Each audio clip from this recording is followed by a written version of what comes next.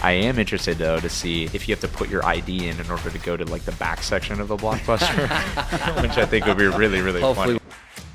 Hello, friends, and welcome to the Cornerstone Collective podcast. I'm your host, Jay Brown, and with me today is Angus McLeod. Hey. As well as Javan Brown. Hello, hello. I want to start out today talking about our 7 C's, which are commitment, community, communication, competence, creativity, compassion, and celebration. We want to start with the scripture. Angus, will you read it for us? So flee youthful passions and pursue righteousness, faith, love, and peace, along with those who call on the Lord from a pure heart. 2 Timothy 2:22. You know, we just closed up a theme called Letters that we were doing here in the summer at Cornerstone. And it was a focus, it's talking about Paul writing to Timothy, writing to the other churches that he started, and giving some tools for them to live for God. And it's really powerful to do so. We were talking a little bit about that idea. Guys, what was your takeaway from the idea of tools that we have in the Bible versus having them on your tool belt? Well, tools are only as useful as you use them, right? And so having a hammer in your bucket does no good until you put it in your hand. And so we can have tools all day long, but unless we choose to get them out and use them, they're worthless. And so that's a challenge to us, is to find those tools that the Lord has given us and then use them. Yeah, absolutely. Jay, what's your take on that? Yeah, absolutely. I align right with what Angus is saying, especially, I mean, as a young man stepping into the world with pretty much a lot going on around me as far as my generation's concerned, having the tools that the Bible equips you with, and especially having the scripture on your heart no matter where you go at all circumstances, is such an important thing to do in your walk with Christ, because not only will it naturally align you with the things and the characteristics of God and of Christ that you would naturally want to assume, but it also just makes sure that you're constantly meditating on the word in that sense, and that if you continue to repeat those thoughts and ideas that are ingrained in the Bible, then eventually that's what you're going to align your life to, rather than some of the other things that people who stray away tend to do. Yeah, that's exactly right. When we're talking about it from a faith perspective, we have talked about that in all through this series, this theme of letters, and it's this idea of imparting that wisdom, mentorship, modeling, all of those different attributes of who we are called to be as Christ followers. And as we get those things down into our heart, like Javan was saying, like Angus was saying, and we put those tools to use, and it actually is where it translates from just knowledge to actual application. And that's really what we want to see happen for each and every one of us, is that we want to put our knowledge of our faith and our faith in God, our trust in God, into application. So the Lord help us as we navigate those kind of waters. Amen. Amen. One of the things that's jumped off to us as a start of this week has been very interesting, the WNBA draft, which is not a normal sentence for us to talk about. Yeah. As sports guys, Javan and I would say, like we tend to be more on the sports side of the crew that's here. Most of the time you're not talking about the WNBA. Very few people watch it. Even hardcore fans are not in a large number. And really a lot of it's been tied around more like Caitlin Clark and some other ones like this. But the WNBA has never taken a hard stance on that the league is for female-only athletes. And so this is a big issue, especially as it's talked about in men that have transitioned and are trans becoming athletes in women's sports. Obviously, they have all the advantage of size and testosterone and all those other things. And as they transition after they're already through maturity, it's one of these things that it's unfair to all the women athletes. That's why we have women's sports. Yeah. This is really being put to the test in the WNBA draft, because there are 2 ex-NBA players that have actually proposed for the draft. I think now it's more than that that have actually done it. And it's not clear if these guys are doing so because they want to play ball and they feel like they are a woman, but it doesn't seem like that's the case. No. So, Angus, what's your take? You take a look at it.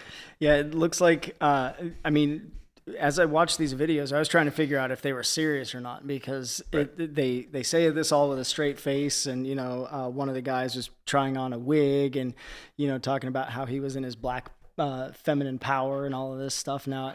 Right. And so like they're using all the lingo, right? And they're doing it with a straight face. So I'm trying to figure out whether it's real or not, or if they're just trying to make a statement. Yeah. Some of the big ones here was Ennis Freedom, who's he's a 7 foot tall pro. He was in the NBA. Royce White, also 6'8", former NBA players, and there's others I think that have been joined to the list now.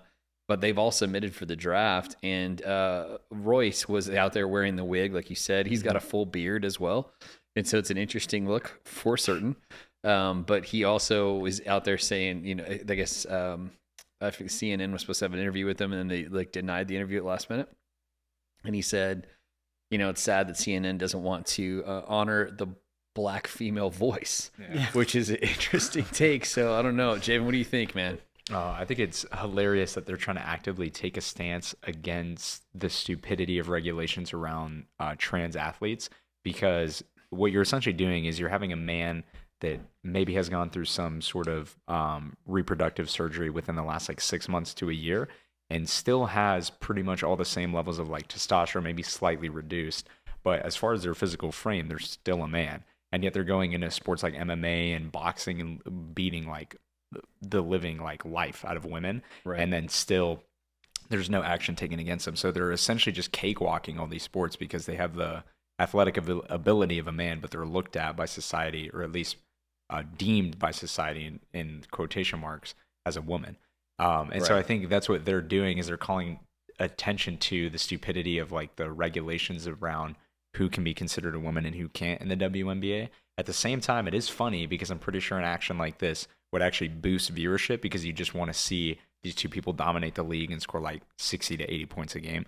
I saw a bunch of TikToks around it. It was like, we're essentially seeing what Unks used to describe Wilt as back in the day in terms of like how dominant the game's going to be. But yeah, I mean, if it actually works out, it'd be very interesting to see how it moves forward, and also how the WNBA would respond in terms of an increase in viewership, but also amending their own definitions of what a woman could be and who can play in their own league. Yeah, I'd say from my perspective, I'm hard in the paint in support of female-only female sports. I think that's what is fair. That's why they exist. It's what separates them away. It's why things like what happened in swimming, where it was like someone who was like the 100th ranked men's swimmer, collegiate swimmer. He goes to the women's side and absolutely dominates everybody. The woman that should have won got second. And so it's like, man, it takes away all of her titles, all her other stuff that they did, and they allowed that to stand, which is, from my perspective, insane. Yeah. It shouldn't be a thing if they want to run in their own lane, if they want to have a third lane and colleges want to support that and spend the money and do all the other things. That's their prerogative. I just think we should have men's sports and women's sports. Yeah. And I think that's where it should be. As the Lord made us. And so that's one of those things where I see it from that perspective. Also, as a dad of daughters, I wouldn't want my daughters going up against guys in a sport that's supposed to be female only. Mm-hmm. Now, if it's co-ed, that's a different thing. You know what you're getting into. Yeah. So, Angus, uniquely, you and I went to the same high school. We had a woman, a girl on our high school football team. Do you remember that? Vaguely. It's an interesting thing. She was fully a female. She was for sure built like a football player, and she had the attitude to get out there and do it. I don't know. She was better than obviously guys that didn't make the cut, and they did allow her to be on the team. I don't know how much play she got, but I do remember this very vividly. Yeah. And I was like, man, that's pretty wild that we have a girl on the men's football team because there's not a women's football team. So they allowed her to be on it. But it was pretty crazy. I think everybody was kind of like pulling their hits against her until they kind of got tired of her running her mouth. Like she had that kind of attitude.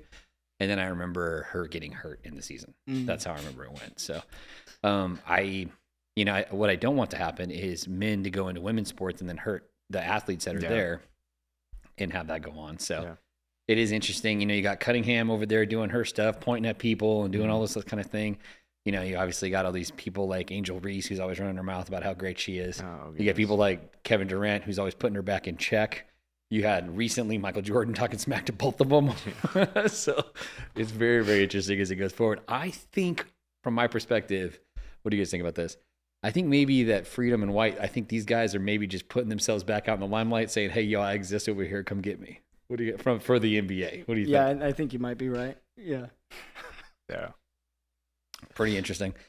On a positive sports note, we have Drew Brees, who was just recently inducted into the Hall of Fame, which is pretty amazing. Yeah, awesome. He took the opportunity to actually to give his testimony about him giving his heart to Jesus. And really cool, he shouted out a bunch of pastors. One of them we know, Troy. And so it was like pretty cool him giving a shout out to the Hall of Fame for that. Did you guys get a chance to hear it? Yeah, it was super cool. And I mean, I'm loving this continued trend of all these super famous athletes just continuing to give glory to God in any facet that they can, whether it be through a really big win that their team had, like some of these World Cup players did, or some of these players on PSG did post Champions League win. And then we're also seeing, the same wave kind of continue through golf with Scotty Scheffler and Kim in the same way. And then now Drew Brees in the Hall of Fame, who is widely looked at as one of the best quarterbacks of all time, and certainly the most accurate quarterback of all time. So it's just amazing to see somebody at that level of fame, especially to an American audience, give glory to Christ in that way, especially with everything considered right now in our political and social climate. It's awesome to see kind of that steady alignment that a bunch of these athletes are going on. Yeah, I agree. Angus, did you get a chance to see him talk about it? Yeah, it's pretty amazing just to not only to hear the testimonies and stuff across all of these different athletic fields and things like that, like Javan was saying, but it's really cool to see that. And I think that that the Lord is going to use this as kind of that, we read in Revelation about the ingathering of souls and all of that. And I think that that's what we're beginning to see, is that these people who have the ability to influence culture, as they're one for Christ, they're going to start working towards working at the culture too. And I think that we'll see a divide begin to happen where you either go this way with the Christian influencers and athletes and all that, or you go the other way. And I think that's what we'll see as we get closer and closer to Revelation. Yeah, it's true. I'm very thankful for these guys using their voice for the Lord. Amazing. Yeah. One of the things we have also seen is actually a Christian artist, Forrest Frank. He had a huge tour this year, pretty impressive. He was having small venues and suddenly massive venues he's been doing. And part of his concert is really just doing a massive altar call, which has been a thing. I saw Pastor Josh Howerton, who we talked about recently being on Sean Ryan and other things like that. He took some of his kids to it, and he said, man, it was impressive. He had reservations originally because it's kind of like a pop Christian artist. But he said, man, it was an amazing thing to be there and see so many young kids make a decision for Christ. It is reported that over 50,000 young people, have made a decision for Christ during his concert series. What do you guys think about that? Incredible. Yeah. I mean, it's just amazing. Like, regardless of what you think of Forrest Frank as an artist and whether you like him or not, it is incredible what he's doing as far as using his platform in order to minister to a young audience in that way. He understands the influence that he has, and especially with some of the setbacks that he had. I know it must have been 6 months to a year ago where he had that broken back issue, and then he gave that testimony on his Instagram and his TikTok, and it went viral for a whole bunch of reasons, but it was just super cool to see the young generation that's so entranced in that kind of music era that's coming out with these pop Christian artists in that way be so responsive in concerts like this, where typically, especially now, you got a lot of people kind of just like going to concerts to like throw hands or just jump around and like push people all the time. But at something like that, where they're willing to respond to an altar call and really understand what the Holy Spirit is doing, is incredible. And whether and it is important that the 50K people be ministered to. Whether or not that actually continues is up to how dedicated people are actually in their walk with Christ. But it is incredible nonetheless that people are still adamant about saying and giving an oration that they're attempting to give their life to Christ in that way. I just hope it continues to foster into an active relationship too. Yeah, Angus, you've heard of Forrest Frank and his music. What's been the impact for that? My daughter Quinn absolutely loves Forrest Frank. He's got some great beats. Excuse me. And so I actually was going to I was thinking of taking her, but the tickets were just out of our budget. But I've seen a lot of his stuff. He's got great music. We play him a lot during youth, in our and kids church during our pre-service, post-service.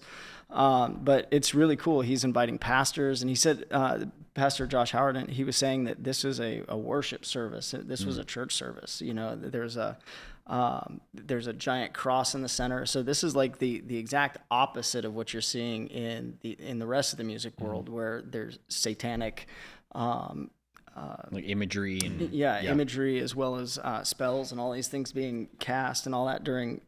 So it's really nice to see something that's different. Yeah. I think it's, he's obviously very, very popular, and it's been amazing to see him use his voice for that reason. Javan, I was happy to hear you say such positive things. I know his style is not necessarily your pick of music. Nah, not necessarily. I just think there's been such like an interesting wave amongst kind of like my generation of people, and especially amongst an American audience, that kind of aligns with more of like it's like a mix between pop and country that's kind of been like blended within the last 5 to 10 years in a whole bunch of different artists. And I feel like the same kinds of kids in the same group of people are listening to like certain country artists that are listening to like Forrest Frank and different things like that. I think it's just because of certain styles like instrumentation, but also the way that their voice sounds. To me, it's not very appealing, but I understand to especially American-based audiences that are more like rural or like their family kind of come from that background and come from like more of the Midwest and things like that, that it makes sense why they do listen to music like that. I know you're more of like a metal / grime guy from like, the streets 100%, of London. Yeah, absolutely. From the streets of London? Yeah. I grew up like a rock kid, screamo, emo, hardcore, any of that stuff, punk rock, and metal. And then I listened to that. I listened to EDM and a lot of rave music. So I have a very weird, eclectic set of music I listen to. Angus, you're not too far from that. You have a pretty eclectic set of music as well. Yeah, I like most music, and I'll listen to pretty much anything as long as it's got a positive message. That's kind of where, I didn't used to have a very good filter when it came to music, and once I went on a fast, Annie challenged me to that. It was a 30-day fast where I listened to only Christian music, and after that, I could really feel the spirit behind the music, and so it changed the way I listen to music. And so now I like stuff that's positive. So it can be rap, it can be metal, whatever. I like a lot of the blends and stuff, the fusions that are happening where they're taking like these rock songs and turning them into Irish jigs and, all that kind of stuff is super cool. Yeah. I think that's the cool part about it is that it really is about the message. The music can be whatever the music is, but the message is that. It's funny because I would be playing like metal and my kids would get in the car from school whenever they were younger. I'd be picking them up before Javan and Shiloh could drive. And so there's one of these things where I'm picking them up and I'm listening to whatever, like some Christian metal. And the car, and they're like, what is this? But then I won Amelia over by listening to Christian hip hop and rap. And so I won her over with that. The other two are still out to lunch. I don't know. So we'll see. Hey, on a political side, Tucker Carlson, who's been a political pundit for many years, he was on Fox News for a long time and then went out independent. He's always been kind of more of a conservative voice, but also heavily connected to the Republican Party. He recently is pitching the idea for a third-party movement, and it's really around some core tenets that he's trying to propose, seeing that from their perspective, himself and some other leaders in the conservative movement, that the Republican Party has moved away from the core guiding principles that are there. So very interesting from this perspective. It reminds me of old times where, they made like the Bull Moose Party or something like that from way back, or independents tried to, like Ross Perot or Forbes or other people tried to run as an independent. Mm-hmm. So it's really interesting to see, is that where they're going to go? Or are they going to try to do something else? What are they going to pick as a mascot? Are they going eagle? Are they going turkey? Or are they going obscure animal? Aardvark? Mm-hmm. What do you guys think? So should be an interesting one. Javan, what do you think, man? Yeah, I mean, there's definitely been a weird kind of shift within kind of the totality of the right-wing alignment in the U.S. There's like a very big line in the sand that's being drawn between like super right-wing people and more kind of moderate conservative people within the U.S. And that tends to be like, I think Tucker Carlson's kind of moving towards that side as well. But we also see people like James Fishback in Florida kind of take that stance where he's running for governor, but at the same time trying to, or as a Republican, but in the same way not aligning with AIPAC or like Israel or anything that we're doing as far as giving money to outside influences. And he's trying to realign it in giving it to the American people through social programs in Florida. I think Tucker Carlson's advocating for the same thing, and that's why in some of his points he's talking about like sovereignty of the U.S. and saying that we are America first in all things that we do, and saying that we should support our people before we donate to outside militaries and things like that, which I understand, and I think that's right along with what we need to align with in terms of American values. It is kind of difficult to do that in a world where everything's so interconnected as far as trade goes. Mm-hmm. But as far as aligning with being America first in production and giving our own citizen jobs and things like that, it makes sense from that standpoint. Whereas I think a lot of what these people are kind of drawing away from in the Republican Party is the alignment towards AIPAC and things like that, where they're really heavy in the paint and giving militarily to like efforts in Ukraine and efforts in Israel and people outside the U.S. that otherwise it wouldn't make sense on paper to do. But because of the historical bias behind supporting some of these countries, they will tend to continue to do so. There's just like a really weird line in the sand being drawn right now, and I think it might end up resulting in a third party like what we're talking about, but we'll have to see within the next like 15 to 20 years. It would be interesting to see because from a moderate perspective or an independent perspective, you'd see those guys being more towards the center or towards more of an independent thought process. Similarly to those who would be considered Democrats, but more moderate Democrats, which is actually the majority of Democrats and the majority of Republicans, is that they tend to be more central than they do on either end of those polls. So it would be interesting to see that. You know, we saw an example of that even when we lived in Egypt, because we, you know, it's not just to AIPAC or to Israel that American government gives money. They give money to tons of people through USAID and through lots of other things. I remember there's a tower that's built in Cairo. It's like the Cairo Tower, and it's right in the middle of the city. And it was supposed to be America gave Egypt money. They were supposed to buy American arms with it. Instead, they built this tower. It was like named after the guy. And so, that was like a big thing that everybody knew the story. Like they knew the story that America gave money for this, for like essentially gave that to them so that they would buy American arms to help help our all our businesses. So, you know, that's a normal thing that happened a lot across the time and across the world. So it is an interesting thing with Tucker wanting to pull back. He's making an example of that because it's kind of a hot topic right now, but it is interesting to see from that perspective. Angus, what do you think, man? A third party? I'd love to see a third party. I think that we need the disruption of that, because I think while you may have some ideological differences, that line in the sand that Javan was talking about, I think really only exists on paper in a lot of ways, because the Democrats and Republicans, they say, but what do they do? Right. And they all do basically the same thing, which is what's best for me, what's best for my constituents, you know. And so they do the same thing just from a different angle, you know. And so I don't see much difference between the two parties. I've been real disappointed in both of them, just because it's a whole lot of talk and not a lot of action in a positive direction. And so I would love to see a third party come in and do what it says it's going to do. And I love the values and various points that Tucker was making. I think it'd be an interesting person to see who would actually be the runner. That would be the first candidate they put forward. I don't know if that would be Tucker himself. You know, you got a lot of pundits out there that, you know, they can give a lot of ideas. Doesn't mean that people are going to vote for them. No.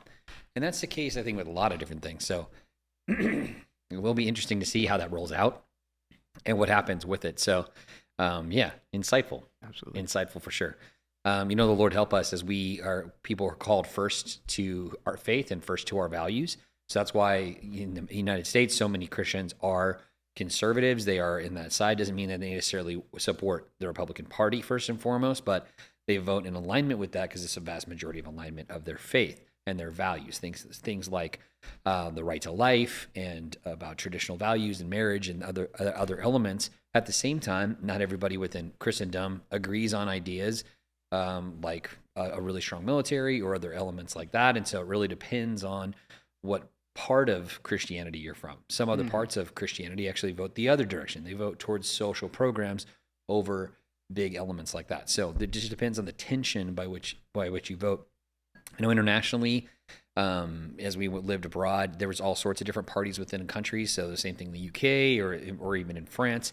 And so people would always be vying for these things. But there was a lot, because there were more parties, there was a lot more where people had to work together, which is kind of to Angus's point. So there's a lot of that's going on. We've been so far removed from that in America. It's always just A or B, that the third vote doesn't really count unless everybody gets really fed up with something or everybody goes to jail, in which case then an independent gets in, which shouldn't be the case. In a lot of arguments, you'd say that technically Trump, who was a Democrat majority of his life until he started running for president, he would be more actually a centrist than he would be on the far right. Now he's kind of moved more that direction, but you could see that actually a lot of what he does is actually more in the middle. And so it's very interesting. Guys that ran like against Obama, that you would see both, sorry, I'm losing my mind right now. Both the guys that ran against Obama, they were more centrist Republicans, which cost them a lot of votes because it was one of those things where people didn't see them as doing their agenda. They saw them as too close to what the Democrats were pushing at that time. So that's why so much of those things were pushed against and was kind of held back from saying, no, we're not going to support this agenda. So it'll be interesting to see if this actually takes root. It definitely would need to have some serious funding. So that's the thing that has kept the Republican Party strong in recent years, is that it got behind a strong candidate. So even though he self-funded to start, all these other big donors came alongside Trump and started giving to him, including all these billionaires doing all these businesses, because he's a business guy. So they would have to have someone who is a business guy like he is, that they could get behind, that would say yes, that these tech oligarchs and other people could fund, that they would agree with. So the Koch brothers and other people that give to the right side to fight against Soros and all the other people that give on the other side. So it should be interesting to see what happens. Now, there's a study that just came out that said Gen Z is the first generation to score lower than their parents. And some of the people are blaming because they don't use traditional methods like books and writing. They actually use laptops and tablets and things like that. So they're not getting a classical education for the most part. But an interesting take, Javan, that's a slight to you, man, that Gen Z, that you guys are less than us old timers up here as millennials / Xers. Yeah, very true. But I mean, on paper, it definitely makes sense. Like, as far as education goes, a lot of the times from middle school to high school on, they're so technologically kind of biased towards what they do, and that most of the programs will be like on Google Classroom or like Canvas or some variation of where you can digitally assign like certain essays that people have to do, or actually give out assignments to people, and then you have like a due date that you just turn it in electronically on. So it becomes very practical in as far as why they use it, and they don't have to pay for books every single year. Property isn't damaged as long as they don't break Chromebooks or whatever they give out. Right. So it makes sense as to why they do it, but it also definitely changes the way in which people learn, because now you're actually not learning on paper and pencil, except for maybe like the occasional test that you'll take once every 2-3 weeks. So it makes sense as to why my generation that's like always on their phone or like always looking at a computer screen and like constantly looking for some sort of like stimulus isn't really able to sit with a piece of paper and a pencil and like focus in for maybe like an hour and a half to take a test. And why Gen X or millennials would be much better at doing that is because they've been accustomed to do it their whole lives. Whereas I think like people that are slightly older than me to maybe like the year above me in graduation are pretty used to doing that. Everybody my age or slightly below would definitely be more biased towards using a computer in that sense. So to me, I think it'll probably even get worse with Gen Alpha, who from the time that they've been really young has had a whole slew of stimulus come their way on like TikTok or YouTube Shorts or like basically whatever mobile game they could think of, because the internet is used in pretty much every facet of education at this point. So it'll probably get worse in the same way that it did from the millennials to Gen Z. It'll go from Gen Z to Alpha, but it'll also get worse. Yeah, it's interesting because the millennials had better scores than Xers did because they had more at their fingertips because of technology, but they had the old skill set of study as well, where you weren't allowed to use a computer on everything. You had to go and actually look it up or had to read out of a book and et cetera, et cetera. So it's a very interesting mix. Thing is, we're right there together at that hinge, kind of the Zennials, they say, the X to millennial era. What's your take on that, man? You got 4 kids. Your wife's an educator. You've been an educator. Like, what do you think about that? Well, it's hard to be part of one of the best generations. I mean, it is true. So tough. It's down from us, bro. Yeah. Apex. There's unfortunately, I think there is some truth to that. Yeah, though, sadly.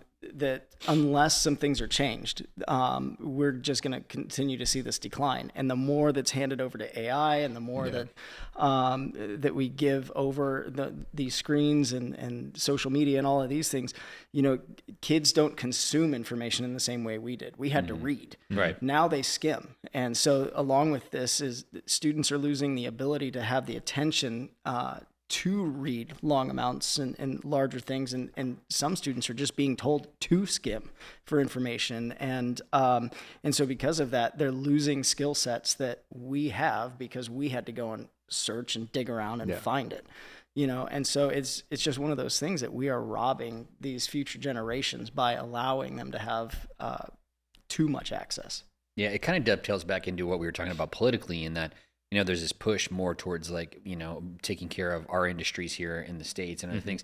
We used to build a lot of things and produce a lot of things. That was part of what we did as the United States.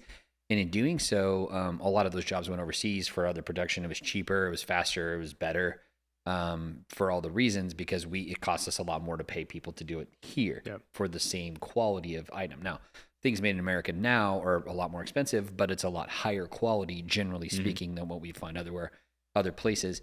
And so it is interesting because those are the techniques and the skills that are really being pushed. In fact, we had a conversation about this with a friend today, talking about the idea that those skill sets of being someone who's blue collar, who knows how to do tactile work. They can be someone who is a mechanic. They could be someone who welds. It could be a pipe fitter. They could be this or that or the other thing. Do air conditioning. They could do all sorts of stuff that are a need that's not going to get erased by AI. Yeah. But you have to hold information in your head. You have to know how to run a ruler, how to run a tape measure, how to run a laser level, et cetera, et cetera, et cetera. And you know these skills where it's not just replacement skill. You're not just, okay, well, I'm going to skim this, I'm going to regurgitate it onto a test form, and then I'm not going to have any long-term memory. Yeah. No, you have to hold a skill set, which is a really hard change. Yeah. Big shift. Yeah. You know, a lot of times the students these days can't even read a clock, like a traditional clock, a non-digital clock, like the wristwatch. Like even on my digital watch, it's still a traditional watch face. That's why I like it. That's what I do. So I always go back to the traditional watch face. And so that it's always have one on there, and it's like I just look right at it, and I know the time. But I'll talk to like my daughters and be like, "What time is it?" They'll be like, I'm like, "Don't give me a just crank it out, man." Yeah. You know, it's like these young future millionaires will be wearing Rolexes and not know how to read the time. It's gonna be crazy. Yeah. Javan, what do you think? Do you think that COVID really played a big piece of this too? Because man, you guys got derailed. I mean, a little bit. I think, especially when you kind of force everybody in the U.S. to go online and like essentially translate everything in the education curriculum into an online format. People become very accustomed to doing it all the time. And if they had to do it for like a year or two, then especially going into like middle school or high school, they'd be very used to doing that. So it'd be weird for them to change back to going to pencil and paper because it'd feel archaic. To them, they'd be like, okay, well, why are we going from something that was much easier to everybody being able to like view an assignment at once, or we know where everything is, we can look at all the resources online, to now it's much harder for us to go and do stuff. And I think that's why people didn't really adopt and go back to doing the other way, unless you were an institution that kind of made it a priority to do that, like charter schools or some of the other like classical education systems in that way. But especially all these public schools, they kind of transferred over. And I think the thing that you said earlier about like Gen X and millennials holding on to, or having like the better ability to hold on to a skill set is so true, because it definitely feels like, especially as a like through the education systems I've been through, as someone going through Gen Z education, it definitely feels like you're kind of expected to regurgitate information, especially when it comes to online testing. If it's not like a written paper or something like that, where you have to explain a process from beginning to end, it just feels like you're learning information in a really short span, regurgitating it, and then the next year you're like, oh wait, how do I do this again? Unless it's like math or something like that. But especially when it comes to science and things like that, that's all I've really experienced. Whereas millennials and Gen X in that same aspect have to know how to do this in order to figure this out. And because they have another node in which they can base their knowledge off of that we wouldn't, because we could have just looked it up and then found the answer, then you guys would have held on to more information just simply because you had to branch out to learn other skills better than we did. So I think you're definitely right in that aspect. And especially for Gen Alpha, where literally everything is at their fingertips and education is being taught as so, it's just going to keep getting worse. So I think the other disadvantage you guys have is because of things like autocorrect, which I use a lot now too, true. As I'm writing, thesis papers, et cetera, as I'm writing we're writing these things, it's like, man, you don't realize that you have to learn how to correct yourself. Mm-hmm. And so now we don't. You just can keep spelling it wrong and it'll automatically fix it for you. Yeah, or like Grammarly Premium, because that will literally change like your whole sentence structure, right, depending on how you do it. I have Grammarly Premium, and it's one of those things where I have to fight against it myself to write with my own voice, so that I'm not having it automatically change. That's why so many of the words in our lexicon, even in our vocabulary, have shrunk. Oh, 100%. Because the internet will shrink it back to what's more commonly used language, instead of maybe a term that's a little bit, like it's a little bit extravagant, or has superfluous, to use a ridiculous term that's not normally used.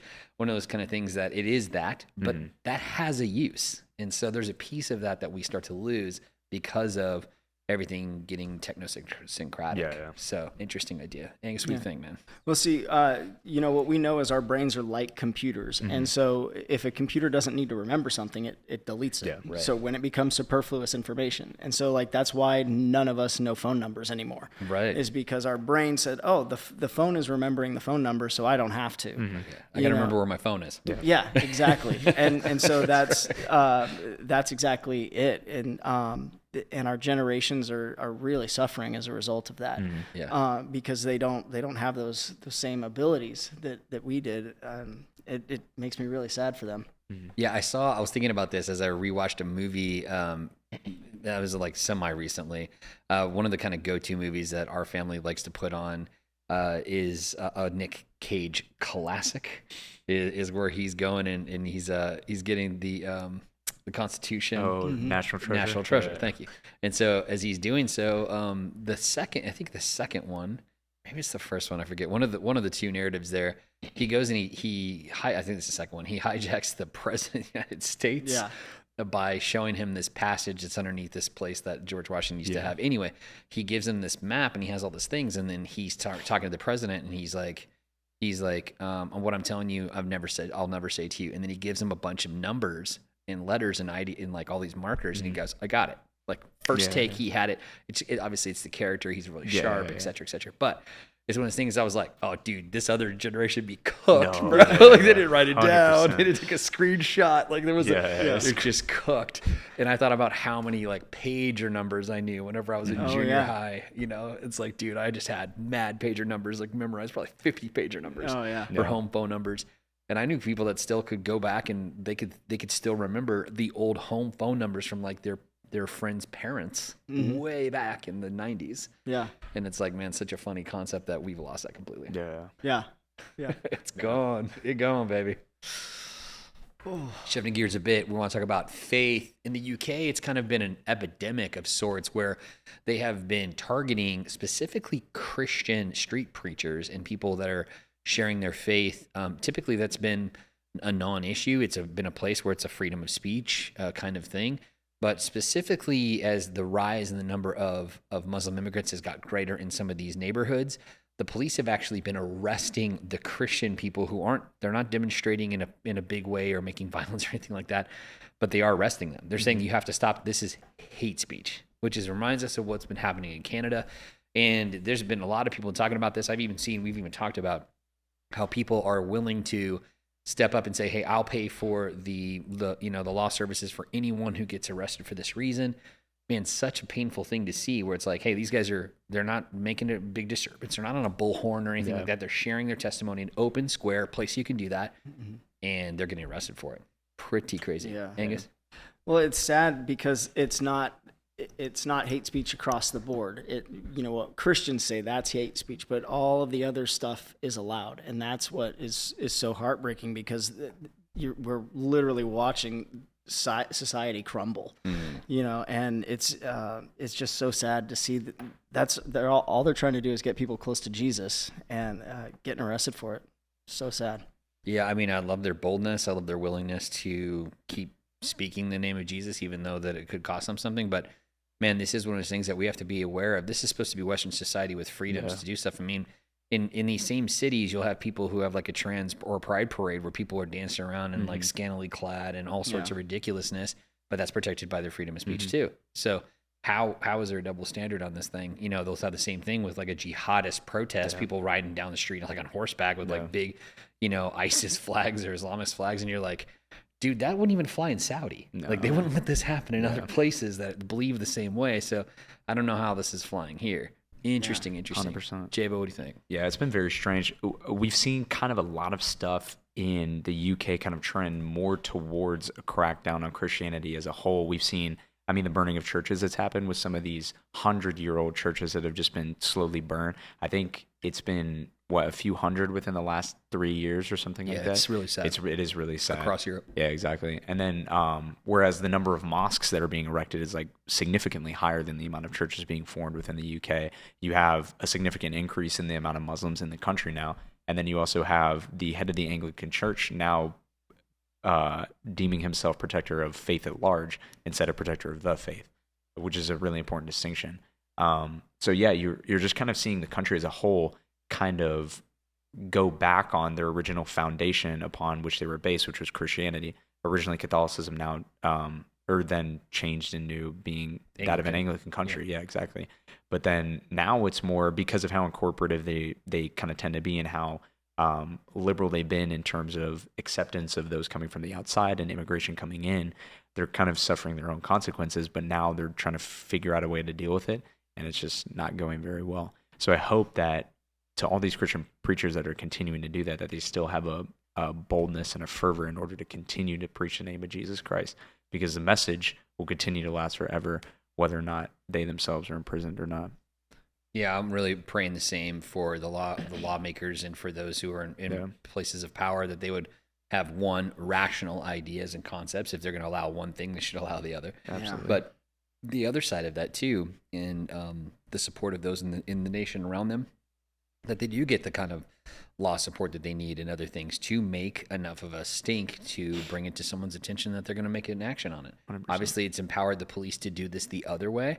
I don't think they want to go about their business to try to do this and get on video of doing all these things, but who knows? So I'm curious what Christian officers in Britain are feeling right now, because they're having to, they're being ordered to shut these people down, and I mean there have to be Christian cops in Britain. So how are they dealing with this? That's what I would really like to know. It reminds me of something I saw where there was a person who was a traveler who was interviewing a police officer in Jerusalem, and they were saying to them it had something to do with what they were acting, what they were filming, and they said, "Hey, you're not allowed to actually do that here." And they're like, "Well, I can do this, whatever. Is this because you're a Jew? You're saying this because of this?" He goes, "Actually, I'm a Christian. I'm from Nazareth.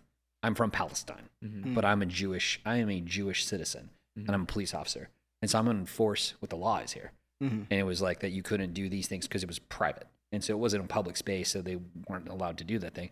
I was like, "That's an interesting one," because you got a guy who's a part of something that obviously there's a lot of friction between the Jewish state and the Palestinians, and the Palestinians are made up of majority obviously Muslim, but also Christians from the first century that have been there for 2,000 years. So you have a very interesting dynamic, all the while he's doing his job, but he's holding it in this tension. So I thought that was a really insightful thing. I was like, man, it's nuanced. It's way bigger than just the big bold headlines and people blaming people and all this other stuff.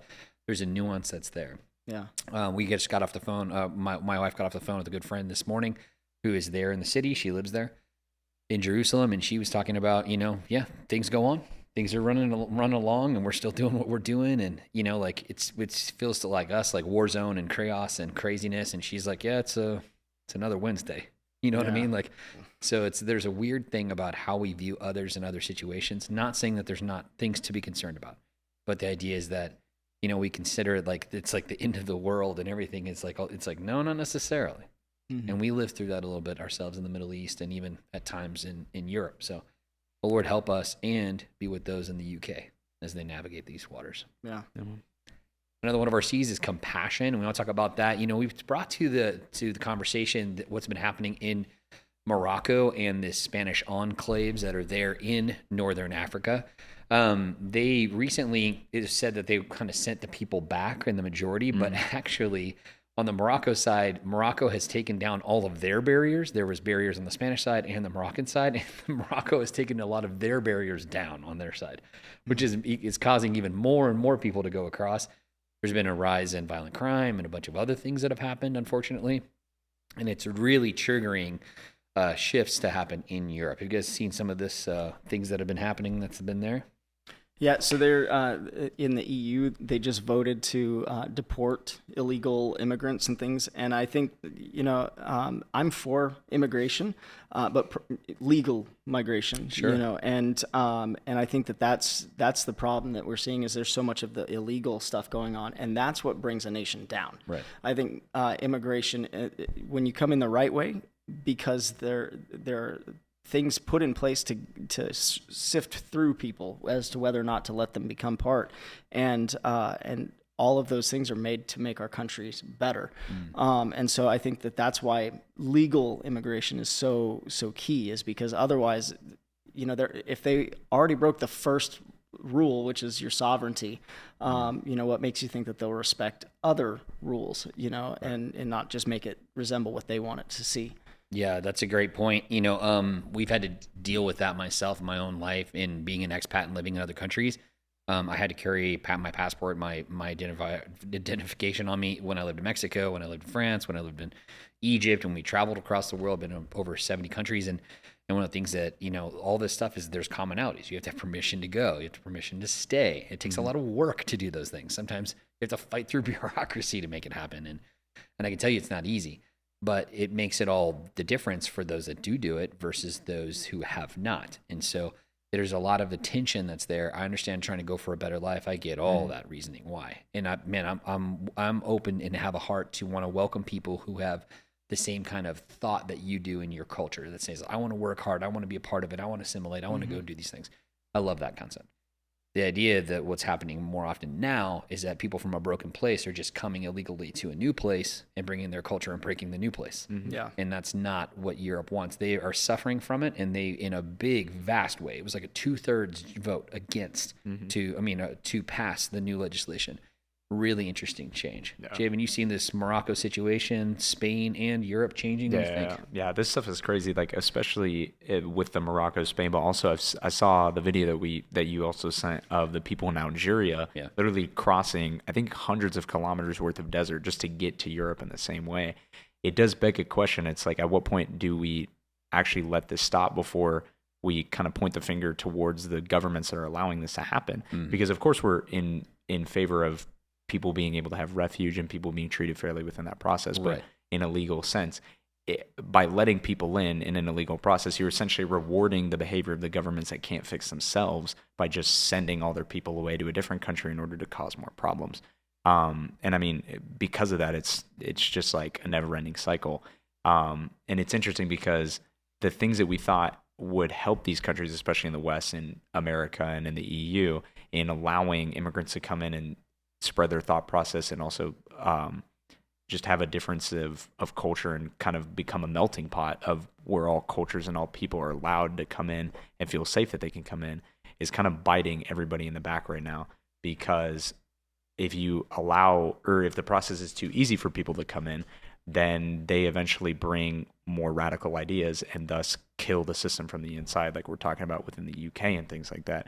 And so if there isn't a change in governments, not only in some of these Western countries like Spain and the UK, but also the governments back home from which these people are being sent, then this is just going to continue to go on. Yeah, and there's a big difference too, because we've seen the statistics of first generation people coming over through the legal process.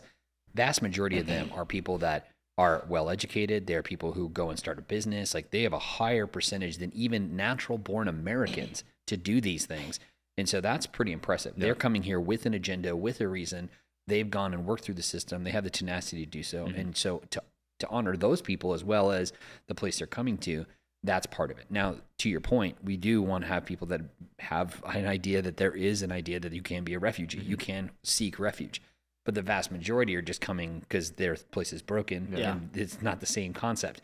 And so it's really hard to sift this out. And this is the thing that we've talked about for many, many, many, many years. We need immigration in the States because we don't have enough people. We don't make enough people on our own spot. So because of abortion and other things, we've killed our own citizenry. And so we don't replace the 2.2 needed per woman to replace us for the man and the woman that have the child. You got to replace both of them for you to have a steady average, plus the 2.2 for accidental death and all the other things. And so you actually need, in order to grow, you actually have to have more than that, which we've only been able to do because we have people coming that have a higher birth rate than us. And that's been something that we need them to be a part of our society so that it grows.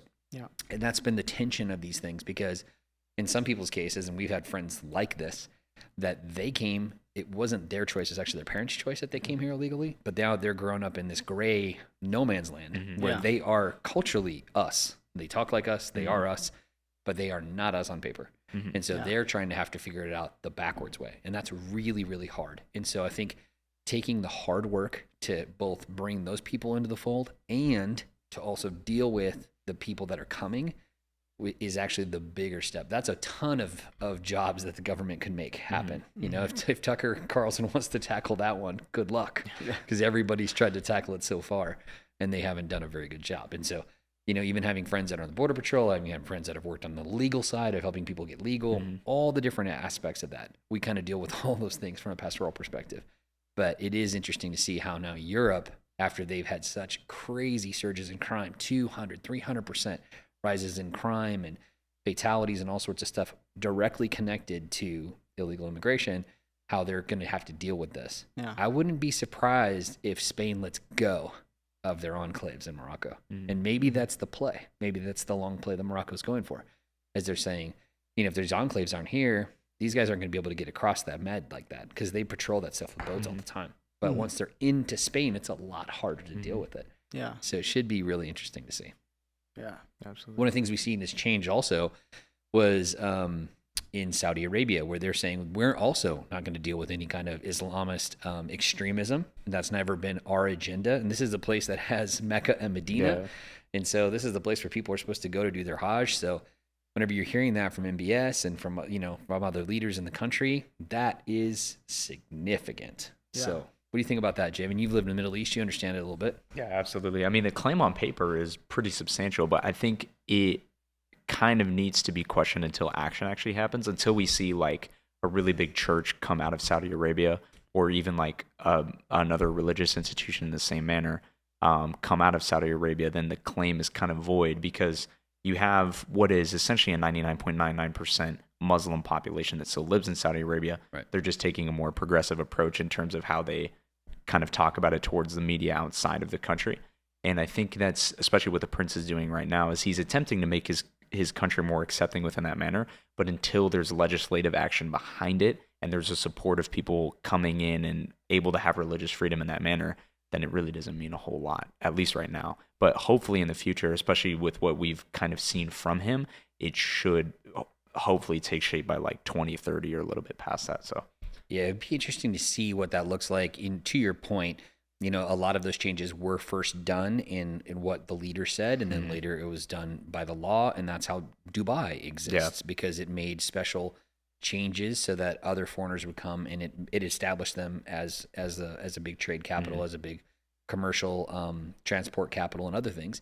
And it became one of those places that people wanted to go. It really enticed foreigners to come live there. And maybe that's what they're looking for in parts of Saudi. Maybe it's over in Neom, in that area where the line was supposed to go, where those other port cities are. Maybe that's what they're looking at. Maybe they want them to come to Riyadh and they want to go and help these big projects that they're doing. I'm not quite sure. But it is interesting to think about, if they would make those shifts, what that would look like for the future of Saudi and how that would be. Doha did the same thing Qatar did the same thing with Doha and bringing a lot of people in, but simultaneously portions of Qatar are always tied to funding radical Islamists. So it's really interesting how you have both and, where they're like, oh, we want you to come and to do these things, but then other factions of the same government are saying, actually, we're gonna bring the fight to you in your homeland. So it's a very interesting thing to think about, that tension. Angus, what do you think, man? I agree with Javan's point that, you know, it's all great on paper until there are protections and things like that. It's just talk, you know. And so I'd love to see this come to fruition. It's wild to think that now they're going to be more accepting potentially of Christians in Saudi than in the UK. Yeah. Wow. Yeah, that's a statement. That's just, it's wild to think about that. You know? And so I pray for Saudi and their government, and I hope that that's the case. But yeah, it's just wild to think that everything is just kind of shifting. The world is turning upside down right now. Yeah, it's a very, very interesting shift. One of the things we've seen kind of go viral as people kind of been putting on the internet has been a lot of illegal immigrants within Europe have been making big issues in some of these kind of corner stores that are everywhere, like places like Starbucks, places like McDonald's, going in and trying to fleece people, trying to kind of intimidate them to give them money or beg for money. And actually places like McDonald's are now hiring African security guards to deal with a lot of these people, and have people that, because before what the problem was is that if you were someone who was maybe Native European that was from like a lighter skin tone, maybe they would be seen as like, this is racist or this is this kind of agenda, or you're anti the religion. So now what they're doing is they're hiring people that have that same background, that have that same skin tone, that have that same faith base. And they're just like, no, we're not dealing with you. And I've seen like all these videos of people kicking people out, like people getting in fisticuffs, and that's a McDonald's employee, man. Yeah. That's a really interesting thing. What do you think about that, Angus? I think that it's a smart move, you know, if that's what they're doing, because, you know, I know that just from our experience here in America, people tend to go towards non-confrontational, right? You know, and that's most people's default. And so you've got these other people who are coming from, you know, another culture, and they have a different cultural identity, and so they fit different. And so sometimes they're more loud and boisterous, and if you can't speak, then you've also got, like you were saying, the racism claims and all that. And so I think that it's a really simple solution to an intricate problem. Yeah, you know, it's interesting because you and I grew up in the world of bouncers and security guards, and that was like a normal thing, man. Yeah. And so people came up against that all the time. And we've seen that less and less. And obviously it's like, I'm not in the nightclub world, so I'm not really going around with those bouncers or like to the bars or whatever. So that's probably why a lot less of my interaction is with that. But we had that everywhere back in the day. Now you have a little bit of loss prevention people at stores and things like that, but it's not the same thing where a lot of them are like plainclothes or other things. Whereas before it was like, no, these are the people, they are watching you. They're there to make a statement. You know, as we traveled to Central America way back in the day, like in the 90s and early 2000s, there's like armed guards everywhere, like full machine guns, all that stuff. We saw that in Europe as well. In the main popular places, there would be French troops that are walking around with machine guns, like in a triangle formation or diamonds, and they're walking through the crowd just to be a presence. So that was the whole time I lived there. It was just like that. And as we travel from place to place, it got either heavier or lighter depending on the threat. So that's a really interesting thing. Javan, you've seen that as we've traveled kind of abroad and things like that. Do you think that's going to come back? No, I mean, not in the Western world, because everything's so heavily surveillance now that kind of is the protection that they're guaranteeing you. And that even if you don't get kind of your justice served within, like, if you lose a fight and someone kind of like just runs away, because of how many identification and biometric systems that we have in place all throughout our country now, they'll be able to figure out who did it inevitably, and then justice will be served legally for you in that manner. But in some of these developing countries where they don't have that security, there still has to be a physical presence in order to establish dominance in that same way. So for Africa, it makes complete sense that they would hire people that are willing to abide by the law and go and be employed in order to prevent beggars or people trying to start riots or whatever from coming into the places of work or places of business that are supposed to be for the common people.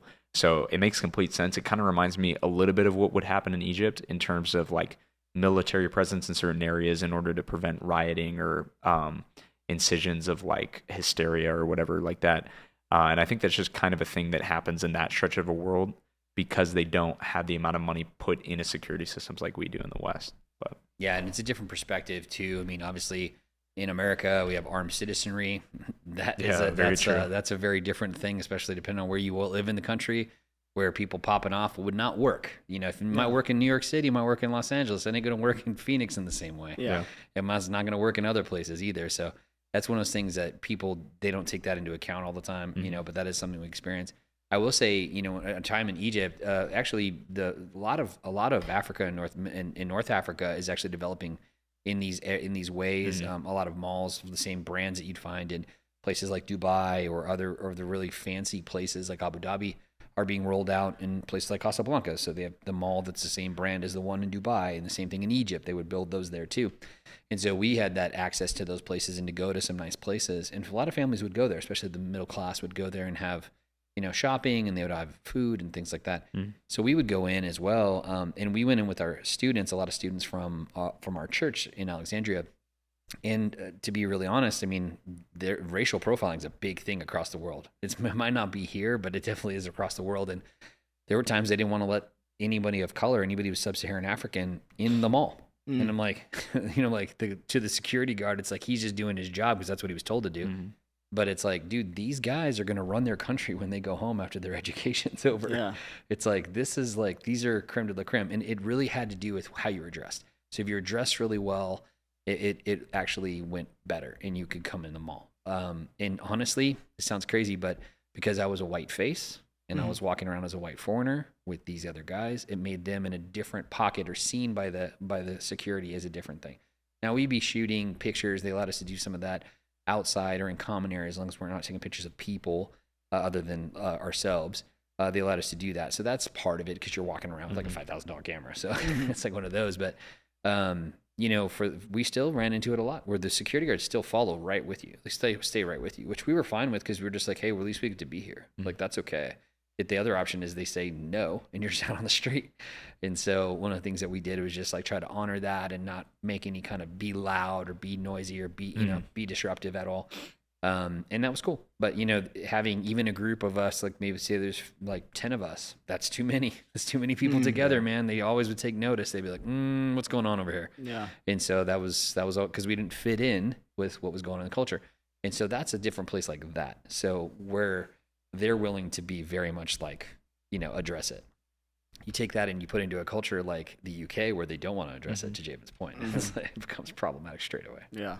So, yeah, we need to pray for the world to navigate these waters that are difficult. Yeah. And for the peace of God to be with us. One other aspect that we want to talk about today is praying for the world. There have been 10 major earthquakes in 2026 that have registered at 7 point or higher. Yeah. That's pretty wild, considering that's an anomaly. That's not a normal thing.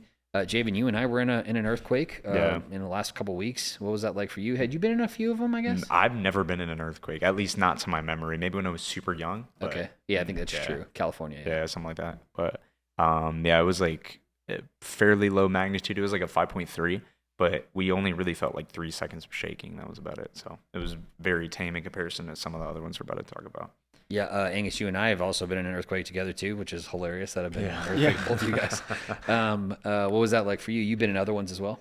I had been in one before in California, but it was so minor that I was leaning up against a wall, and it felt like the wall kicked me off. And it stood me up, and I was like, what was that? And they said, oh, that's an earthquake. I mean, all the Californians, none of them even looked up from what they were writing. They're just like, oh, it's just another one. That's barely a tremor, Sure, but for me, it was like very jarring. The one in Malaysia when we were there, in Nepal. In Nepal, yeah. That one was kind of wild because it was early in the morning, and so like I woke up, and because we were in an earthquake proof hotel, my bed was going one way and the ceiling was going the other way, and that was just bizarre. It was the first day that I had really gotten good sleep, so I just said, all right, Jesus, well, if the hotel comes down, I'll see you.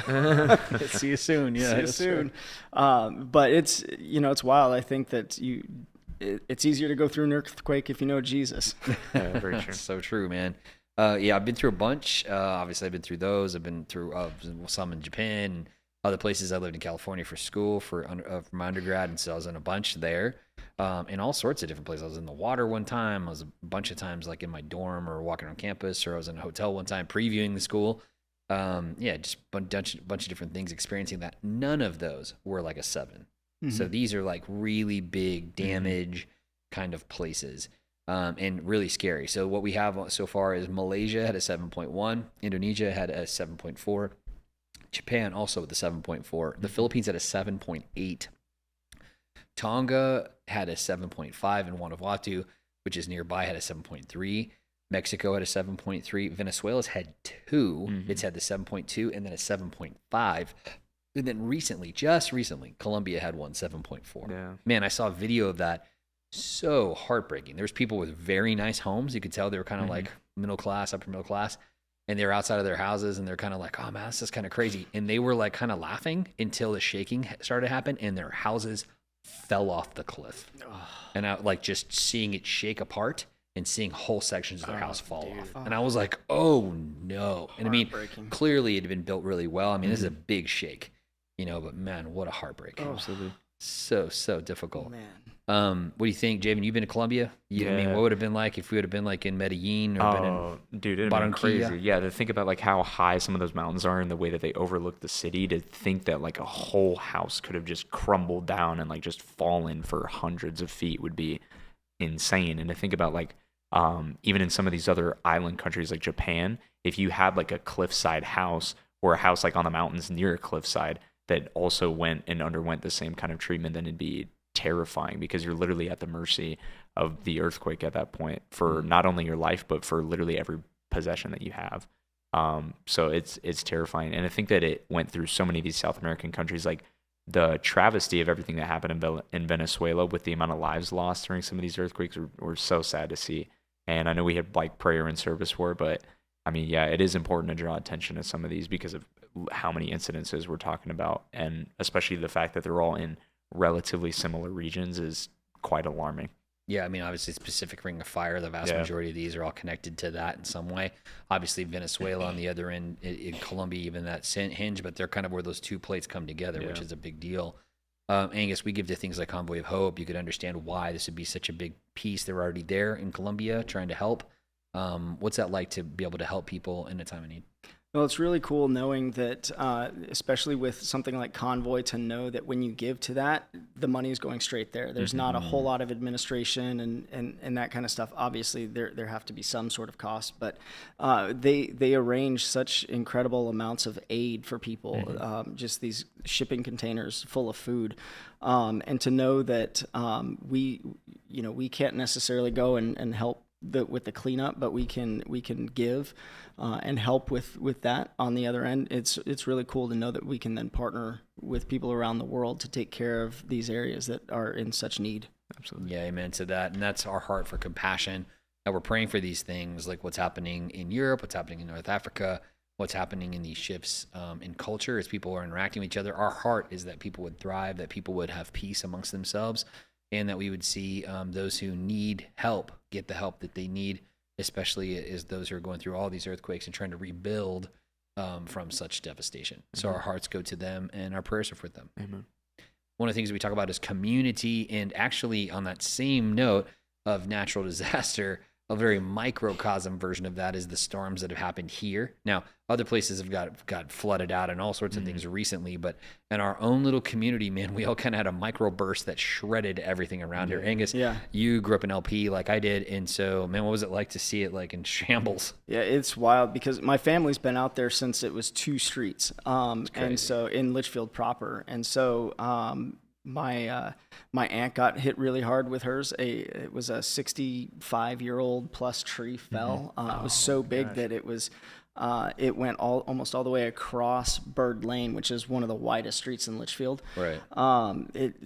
So many places just got torn up, like these parks that I played at as a kid. And we're not used to seeing devastation and stuff like that because we don't have tornadoes, we don't have earthquakes, we don't have all that kind of stuff. Mudslide, so for me, it's wild to see this and go, this isn't even close to what some of these other people are facing around the world. That's right. Yeah. You know, and so like my heart goes out to my aunt and all those people. There was some metal coverts that got picked up and blown onto a guy's home, and there's just crazy stuff all over the place. Trees up and out of everything broken.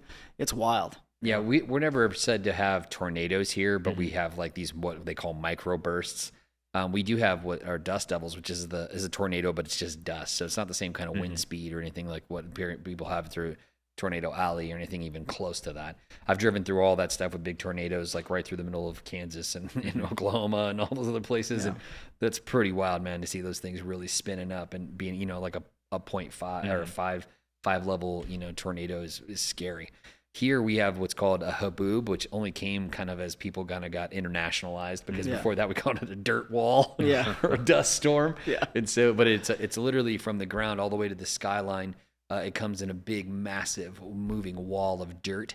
And that's something that we've seen a lot. This was not that. This was like hyper rain and wind all at one time that essentially ripped people's roofs apart and all sorts of other things. And so, while no one I've heard of has been displaced as far as like homeless, they are having to deal with a lot of these other things. So it's not nearly the devastation that you'd find in other places, but it is one of those things that man, it affects you a little bit more than you realize. 100%. Power's out, these other things are out, people trying to make a way. So, Javan, you've seen a little bit of that stuff as we've gone from place to place. What was your take? Yeah, a little bit. I mean, it was definitely kind of shocking. I was just chilling at work, and we have like these really big windows that kind of look out east.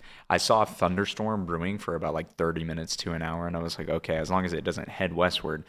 And wouldn't you know, it headed westward. And we got probably the worst wind that we've had in a few years, at least. I think in some places it was gusts up to like 80 miles per hour or something like that, which is just insane to think about. And then you just saw like a wall of dust kind of come at you. And then after that, the rain was like super, super hard for about 15 to 20 minutes. The flooding in Litchfield, like you guys were talking about earlier, was really bad in the older parts where they don't really have good irrigation.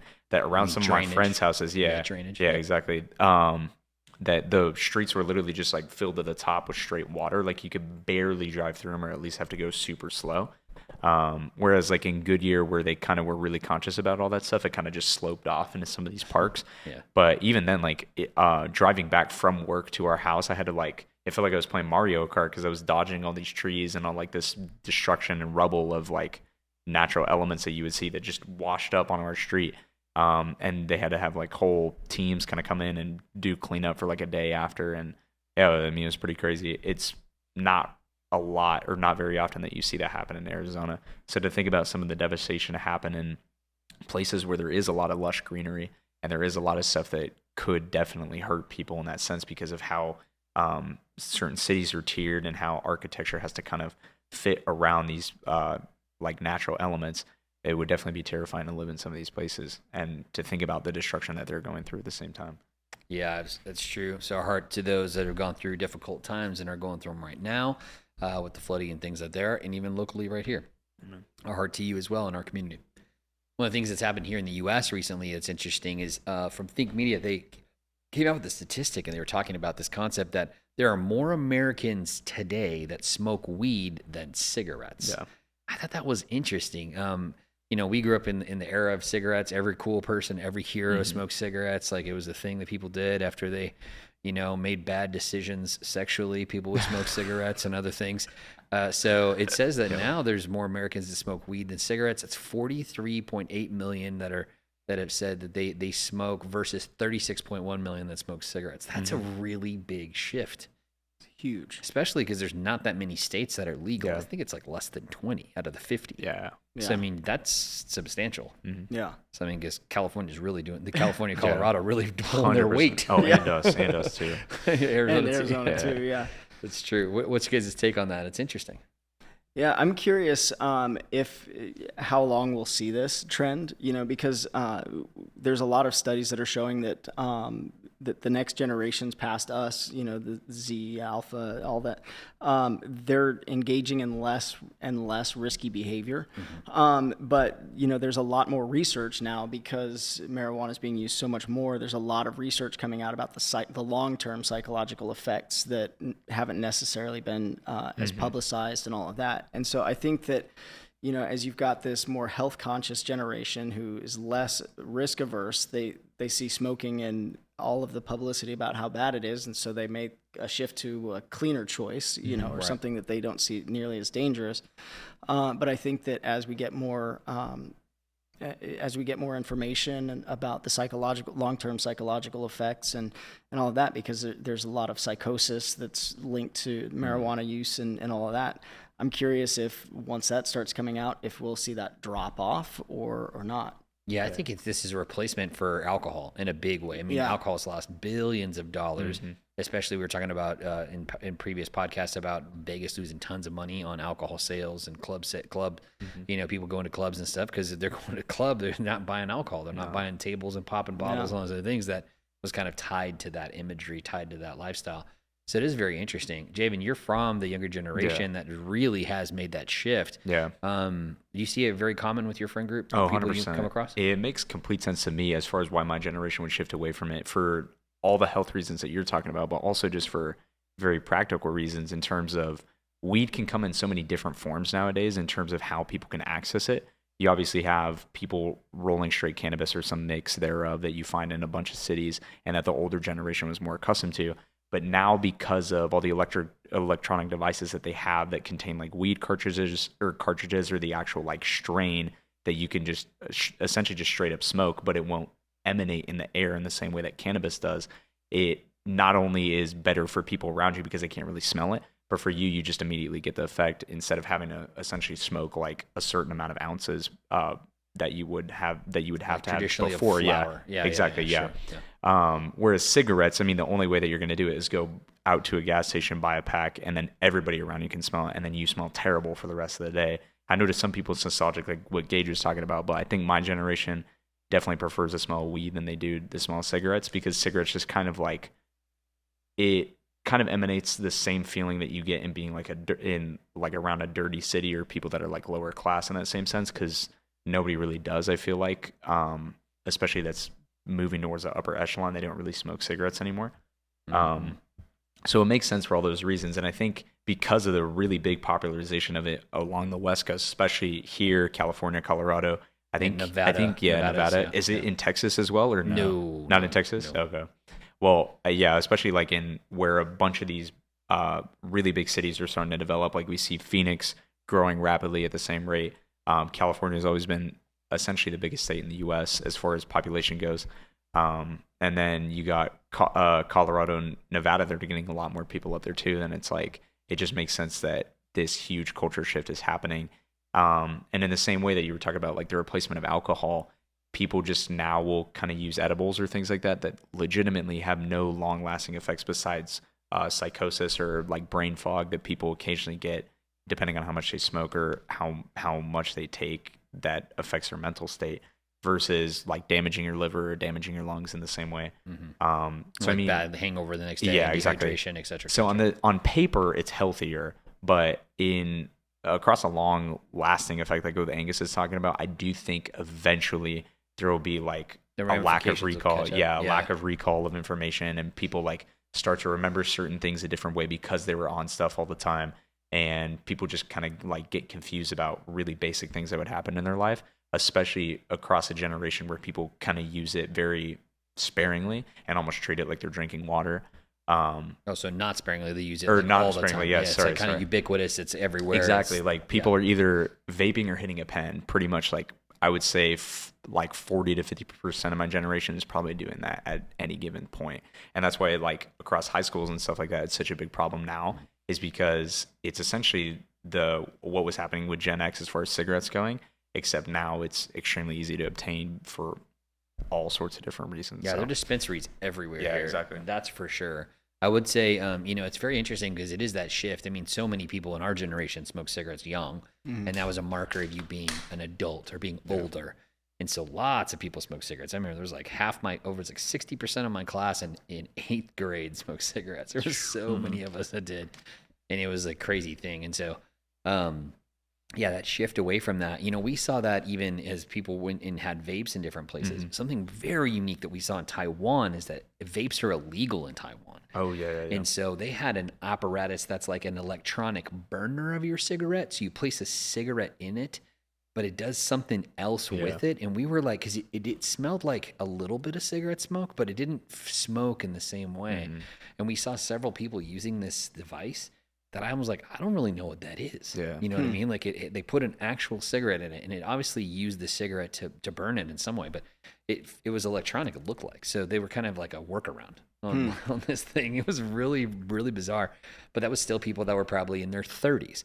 So I would probably agree that, if they had different laws there, like if Taiwan had laws like let's say Thailand does, then it probably would have more people using cannabis than they would be using cigarettes. But I thought it was a really interesting statistic. I mean, it's a huge shift. But I did hear a comedian who was on Dry Bar recently, last few days, and I think it was an older set, but he's talking about when they legalized weed in California. He's like, wait, it was illegal? Because it was like so everywhere that people were just like, wait, what's going on? Yeah.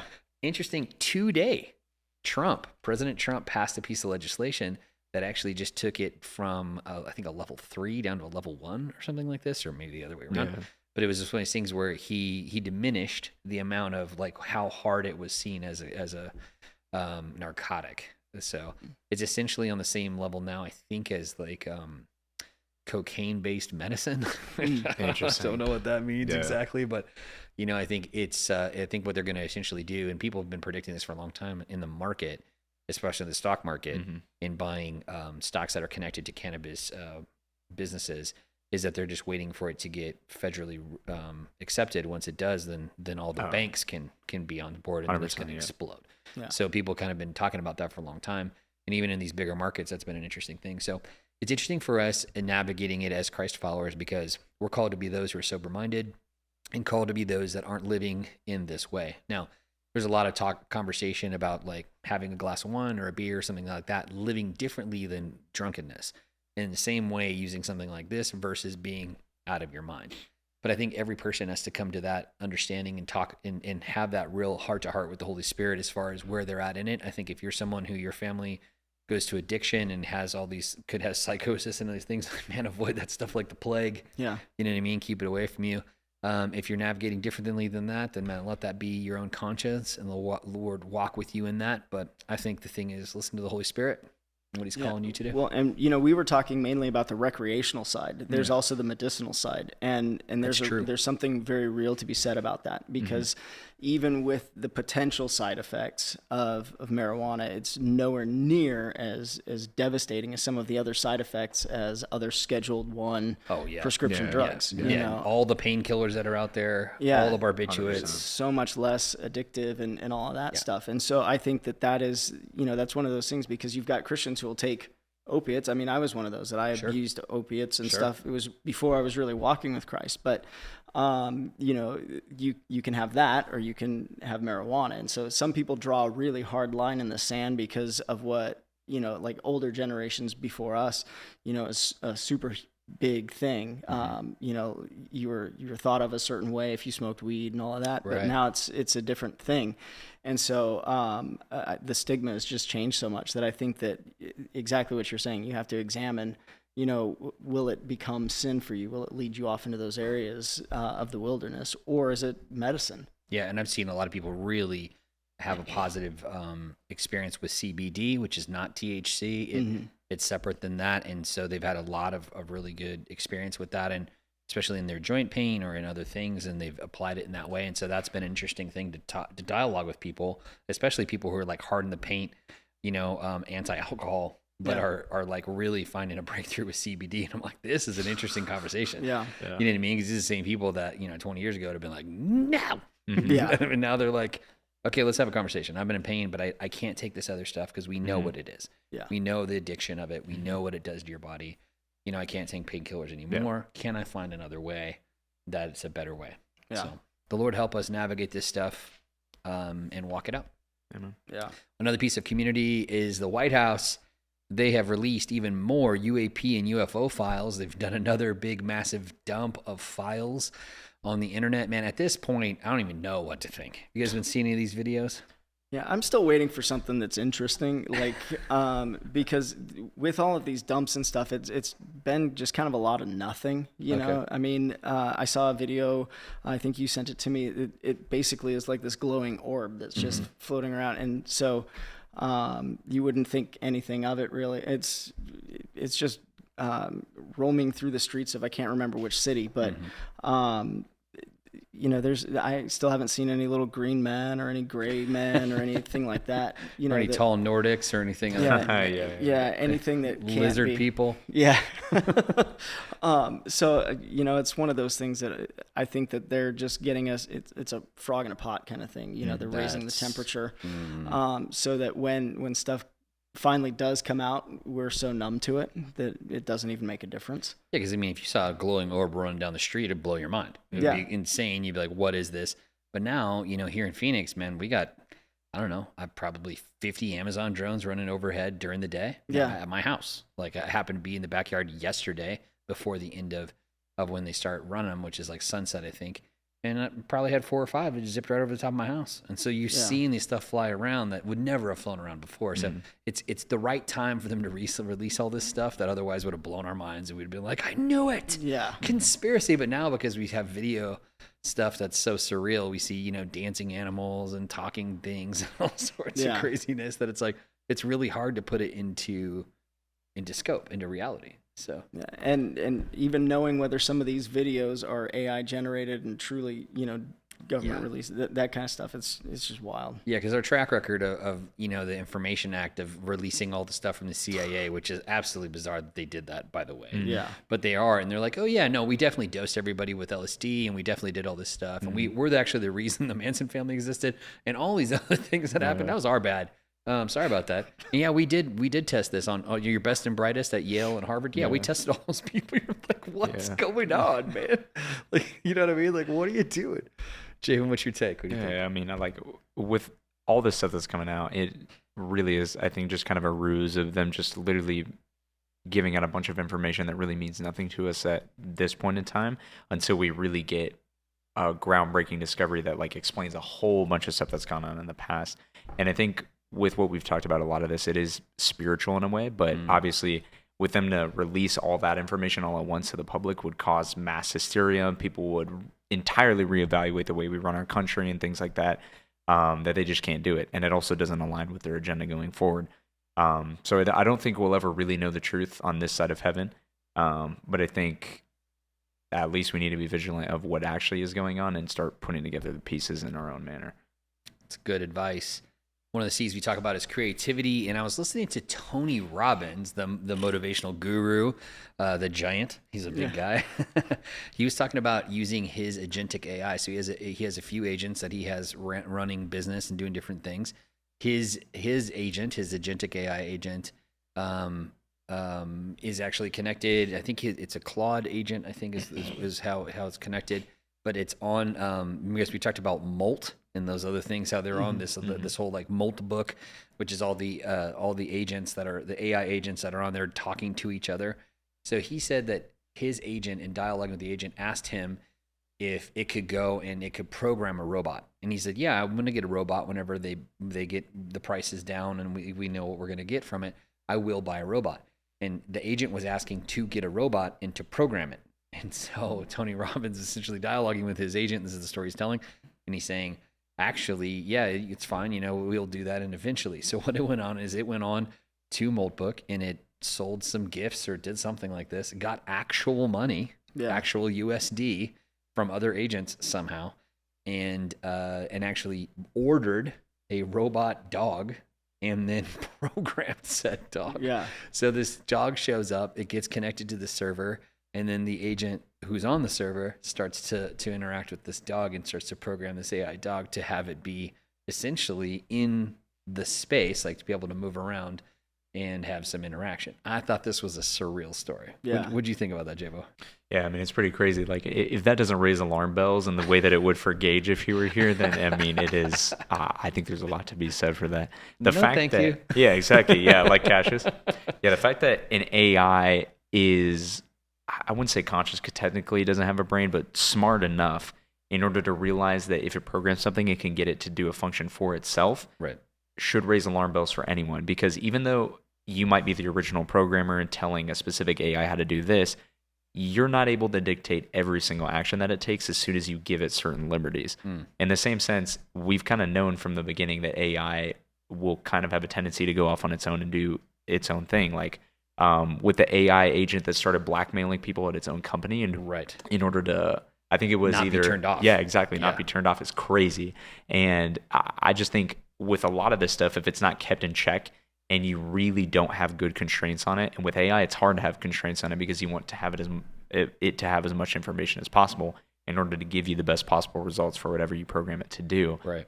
Then there needs to be like a really established line for us to walk. And right now in kind of the AI like gray middle age, I would say, it's really hard for a lot of people to figure out just what that line would be in order for us not to inevitably be serving these things ourselves.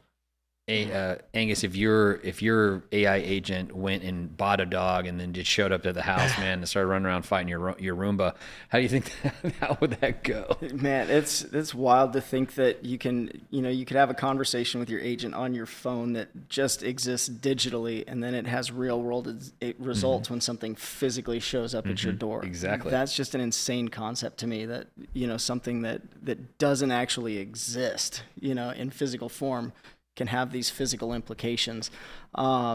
It's kind of scary as to what the future can look like if we don't get ahead of this and really begin to navigate what it looks like to regulate these things. And can we? That's a good question. That's true.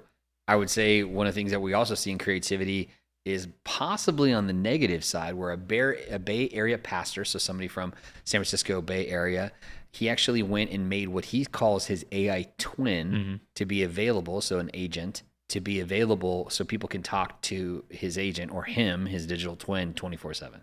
So he made essentially a Christian counseling robot, or on AI chatbot, and so that it can talk with people all the time. This is the New York Times that's covering this. Yeah. So that's an interesting thought. Yeah. We were talking about this a little bit as we talked about this recently, even in the last few podcasts, about the concept of what do we include, what do we not include. What do you think about this for a use case? It's definitely really interesting. But one of the things that the pastor that I saw this too, and the pastor said that he actually had the AI write a sermon, and when he gave it, it felt hollow and empty. It was lacking the Pentecost. And so what's interesting though is that he makes an AI twin that can minister to his congregation. How is that supposed to not feel empty and hollow as well? Yeah, it's interesting. I don't know how well our congregation would take to knowing that they're talking with a robot instead of a human. You think it'd be okay if I taped like a big nose on the front of it? It might, but you think that would fly? They're like, it seemed like him. Yeah. Yeah, I don't know. It had a pair of Jordans on and a big nose. Yeah. I mean, it sounded like him. As a voice modulator and a big nose taped to the front of the monitor. Yeah, and a sport jacket on it. Some kind of bomber jacket or like a jean jacket of some type. Oh, there you go. That's hilarious. I also thought to myself, just okay, if I was going to do this and try to program one, not that I'm not looking at that, but if I was to do that, how many questions would you have to answer, and how much iteration of your own perspective would you need to put into this agent before you felt like it was, quote, your twin? 100%. Does that make sense? Yeah. So even if you gave it a really good parameter, I saw something from Carey Nieuwhof, who's a pastor and a Christian thinker, Canadian. He's talking about how there have been people that from their publications, they're not allowing any AI interaction at all. It has to be human thought. Yeah. That's what they're saying. And so I thought that was really interesting that they're making rules on these publications to say that we're not to allow any AI chat, any of these kind of things. So it's interesting how some people are pushing back against it. These other guys are embracing it really heavy. So it is a tension that they're walking in. Javan, what do you think, man, about this? I mean, anytime it comes to ministry, I think you start adding a whole different set of parameters to this. Like with what you're talking about, especially from your own perspective of like, if you have to consider it your twin, how much information does it need to almost like perfectly align with you on in order to be considered? So I'm thinking about like just the countless probably days worth of video that we have of you over the last like 6 or 7 years over here. And to think if we gave an AI that, it probably still wouldn't be enough in order to still have all the characteristics that you have in dealing with people in the manner that this AI is said to be doing. And because of that, and because there's probably no point at which a human would feel like perfectly confident with an AI in order to do said job, I just don't think it's a good idea at all. Because I think anytime you deal with people one-on-one and you add an AI to that process, you kind of lose the human aspect of what it means to interact with or means to talk with somebody, and especially in a ministry context where you're supposed to be the spiritual head of your respective church that you're leading or the respective group of people that you're leading at the same time. If you're losing that aspect of what it means to walk with the Spirit or to talk with somebody that has spiritual discernment, and instead you're speaking to a machine that regurgitates information because it's said to do so a specific way, then that's not walking with the Lord at all, or that's not gaining any spiritual insight in any manner. And I think the same could even be said for if you're going through a counseling session. You might be interacting with a bot that's just giving you all the information you need to hear, but it doesn't feel like you're speaking to a real person. There's a reason why we have certain biological aspects in which chemicals are released in our brain in dealing with somebody. The same thing for like romance in that aspect. And you can't have that with a faceless machine that just regurgitates information as it's said to do. And especially in giving sermons, it's like we've seen it make up different passages before that don't actually exist in the Bible. And yet people are still kind of adamant that no, AI can do a good enough job, but we can't ever give it enough information in order to perfectly act like us. We can't create ourselves. Otherwise, we're just playing God. Yeah, it's really an interesting thing. I think that's a good take from both of you guys on that perspective. I will say, we've talked about this before, the interacting with some of these chatbots that are actually, they have the speaking patterns of humans. They have breaks in what they're saying. They take breaths, though they don't need them. And they do all this type of thing. One of the ones I interact with is one that books tee times for golf at a local place, actually, right here in Litchfield called Wigwam. And so I get on there, and it's like, hey, Jason, thanks for calling back. And blah, blah, blah. And like, it's very tailored, which the people at the golf shop are not like that. And I shout out to them. They're great people, but they're not as cool as that. I mean, these people, this feels very tailored. It feels like it is your concierge that you're calling. And there's something warm about that. But at the same time, you're like, this is not a person. It. And so, and it would not, someone has not gone in and programmed the concept of what we had purchased, which was, we had purchased a pass that allows you to play a bunch of rounds of golf for a cheap price. It's like a summer thing they do. But they hadn't put that into this bot, so it doesn't know that exists. So it's like, I see that you're trying to book a tee time. I'm like, yeah, I'd like to use my golf pass. And it's like, it's like trying to come up with an answer. Yeah. It's like, I don't see the golf pass exists. Now, it's on the website, but the point is that they had not put that into the chat parameters. And so I think this could be the same thing for even if somebody was very robust, and even if you did use all that model of 7 years of someone preaching, or much, much more. People have a long longevity of what they've spoke.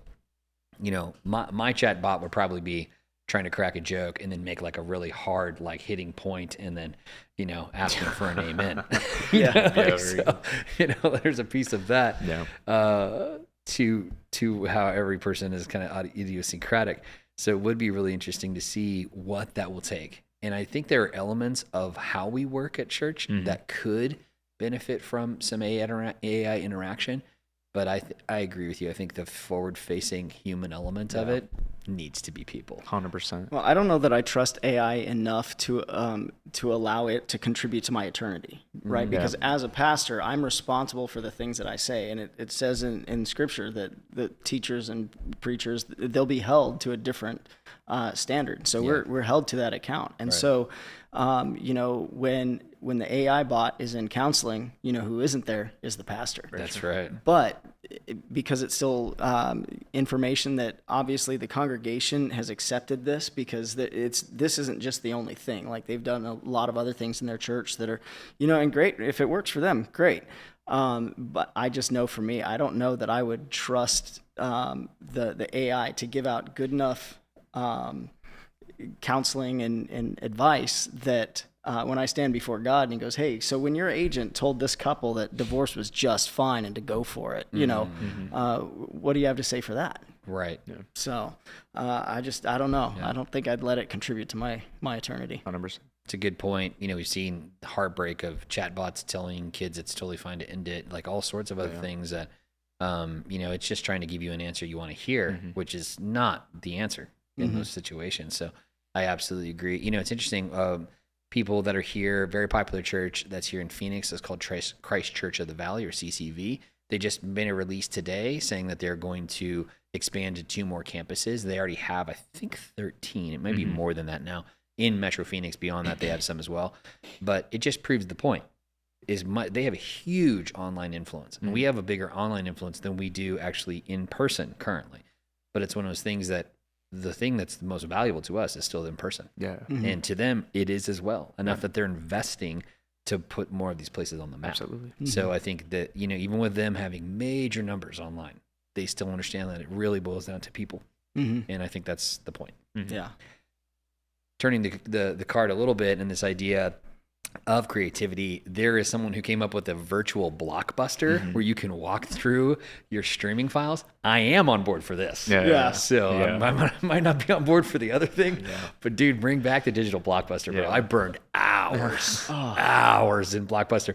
It was more entertaining walking around looking at what I could watch than actually watching the movie. So, Javan, I'm sorry you didn't get to experience Blockbuster, man. It was dead before you were around. Very true. But we lived many moons in a Blockbuster, man. Angus, what do you think? What was your time in Blockbuster? Man, when I saw this on Instagram, I could almost smell the Blockbuster that was just up the road from Litchfield? us. Yeah. Because I like you said, I spent so many nights there, so many hours there, especially once we became teenagers and could drive there ourselves. Yes. And, and once you were 16 or whatever and get your own Card. you know, it was like that was like a second driver's license. That's you know? right. I mean, it was just.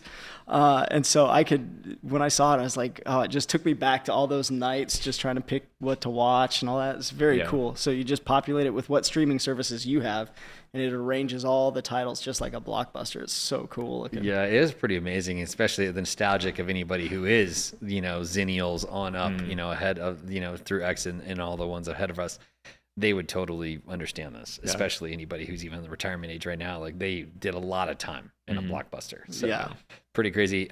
Javan, you guys have the same issue nowadays with streaming, especially because we have so many streaming platforms that it's one of those things. Angus sent me a tool today. He's like, hey, if you want to find something to watch, this is where you search to find out where to watch it. Yeah. And I'm like, yeah, you need that tool. Yeah, legitimately. Days. So how much time do you think you've burned just looking for something to watch? Oh, dude, when I was younger, it was definitely harder to do because I would have to memorize which companies owned what and et cetera, et cetera. Now that I know that Google has that read more filter on a certain movie or TV series where you click it and it'll show what options it shows up on. Even that is sometimes outdated depending on what movie it is. If it's not very popular, it's somewhat niche. Sometimes it'll change from what Google is reading because it just went over to this platform or that. So that's a really useful tool. But I think the digital Blockbuster thing is such a good idea for it just seems really entertaining to spend time on. And I also think the nostalgia aspect for the generation above me and for you guys especially is super, super cool. I am interested though to see if you have to put your ID in order to go to the back section of the Blockbuster, which I think would be really, really Hopefully funny. we're not going back to that back section. You know what I'm saying? Get out from behind the beads. If there's a beaded section, stay out of there. Yeah. You need to go back there, and people understand what that is. You understand what that is. So that's very funny. Oh my gosh, man. Oh yeah. Yeah, hopefully on your streaming platform they don't have a back section that you need to go to. So that's hilarious. Yeah, I think about all the phrases that are, be kind, please rewind, all that other stuff. The idea of having a slot to drop your movies into, all the things, man, the overpriced candy and all the other stuff, all that stuff. We were late fees. Yeah, a ton of late fees. Man, there was a couple things that I just kept it because the late fees greatly outweighed what it was going to be to purchase. And once you hit purchase price, and it was usually double the actual price. So it was like if a movie was $20 at Walmart or $25, then it'd be like $40 to $50 to buy it from Blockbuster because they're missing out on renting it out to other people. And plus, you're getting a pretty shabby version that everyone's kind of dropped and scratched the disc or the VHS. Kind of thrown it everywhere, and it's kind of gross. But a lot of us would forget, and some idiot would let another person borrow it on their account, which is you never do this. This is a thing that you only made that mistake once. And then you needed to learn from it because they would never turn it in. And you got to purchase it, and then you're having a squabble with your mom because $40 back in the day was a lot of money. That's like $5,000. It's a lot of money. So it's one of those things that when I saw this, I was like, dude, somebody really wanted to feel the feels. They wanted to go back and have the moment. So that's pretty cool. I'm looking forward to going to the virtual Blockbuster and walking around the aisles and not choosing anything. Yeah. One thing I did see in creativity that's a little bit interesting, very cool, but also very scary, is what's called laser cleaning. Now, we've seen this as a tool where they're taking it off things like graffiti off of a brick wall, and it'll cut down through the paint layers. We were talking about buying one for projects we have here on our own campus. But they have this now that the laser can actually erase the writing off of printed pages, which can change contracts, can change what's said, can change what's signed. Ooh, very, very interesting. What's your take on that, Angus? Well, as cool as it is, I mean, watching the printing, the print just disappear from the page was wild to see. But the first thing I thought of was all of the nefarious implications of it. Just the fraud and abuse that can come from a tool like that. And so while it's cool, it's one of those that that maybe not everybody should have access to. It's kind of like there's a stand-up comic who says, you have no idea the kind of power you wield with an Amazon account and a bike lock. It's because you can go and just close a Starbucks. And with this, it's one of those things. He goes, it's just crazy that you can order street cones and redirect traffic. It's those kinds of thought processes. I don't know that these lasers should be available to everybody, or that there should be some regulations and some boundaries. Yeah, it makes me go straight back to the Nick Cage movie again, and to National Treasure. The whole thing is about getting the Declaration of Independence, and it's like, they have it through glass, but a laser can go through glass, bro. So they could just be deleting stuff. You know what I mean? Someone's wanting to be nefarious. To your point, we've seen lots of people try to throw like paint at the Mona Lisa and other stuff like that, which they can't do because it's behind glass. It doesn't really have an effect on it, and sealed on all corners and all stuff like this. But I wonder if a laser would get through, and you could be like, shh, now you got a mustache. Make you know what I mean? Like, make her smile for real. Like, take the corners out. She said, you're giving her gold teeth or whatever you're doing. I've looked at Mona Lisa. I can't tell you how many times we've taken so many people to the Louvre. So many times I've been looking at the Mona Lisa. And I love to get, I've shared with you guys this before, even shared it in sermons, where there's a rail around the Mona Lisa. It's like a big half moon that people kind of press up. That's why they're like, oh, it smells so much smaller than in person. It's like, well, back in the day, you could be right up next to it and really look at the intricacies of Da Vinci's work. Now you have to be at a rail and see at a distance, so it feels a lot smaller because it's in a massive wall as well. 100%. But if you turn around, the opposite from it is the wedding feast at Cana, which is a beautiful, gigantic, massive painting. Javid, you've done this with me. We've gone to the edge of the rail, and all these people were pressed up trying to see the Mona Lisa, and so it goes back into the room fairly deep. And then the wedding feast at Cana is on the opposite wall. And so as people are flooding into this room, it feels like you're at the wedding. It's pretty rad. And so that's cool. Whenever you go and see it, you can get a chance to see that, and you'll be like, this is pretty cool, especially on a busy day. And you get to see that effect. And it would be really interesting to see where it's like, man, someone gets this wrapped up in their head, and they're like, no, what if we just delete her eyebrows or whatever's going on? You know what I mean? Making it really interesting. So we could definitely fix some auto pen mistakes that were made. Ooh, dum dum dum, dum dum dum. Shout out the previous president. May the Lord help him. Shifting gears a little bit in creativity, China is just showing a release of one of their new battle robots. So it's a new humanoid battle droid. It was shot with a 20 millimeter cannon several times and did not go down. So that's great. I felt wonderful about that, especially as our Claude bots and our AI agents, they go and they buy one of these and have it shipped over and load themselves into it. And then you can't turn them off because you can't even shoot them with your rifle. Exactly. Pretty interesting. Jamie, when you saw it, what'd you think about it? I mean, that is terrifying, especially if they start putting these things around the simulations of certain U.S. military bases that they have around like Taiwan and China and replications like that. It'd be very, very interesting. But yeah, I mean, like, once again, it's just China getting ahead in pretty much literally everything that they can right now because of all the regulations that they have, essentially being non-existent around the expedited process of how fast they can do it. And they're really, really good at being able to mass produce stuff like this. So as soon as they figure it out, then they can just do it and then get on to the next thing again. I also saw, when I originally saw this prompt, I thought you were talking about the battle droids that are fighting in Shenzhen, which I thought was super funny. Have you guys seen that? Oh yeah, they're actually physically. Exactly. Bad. It's like an really MMA, bad. an MMA fight. I was like, dude, that's super cool. They're kicking the air. They're not really kicking each other. They're kicking people in the audience. Yeah, it's really funny, dude.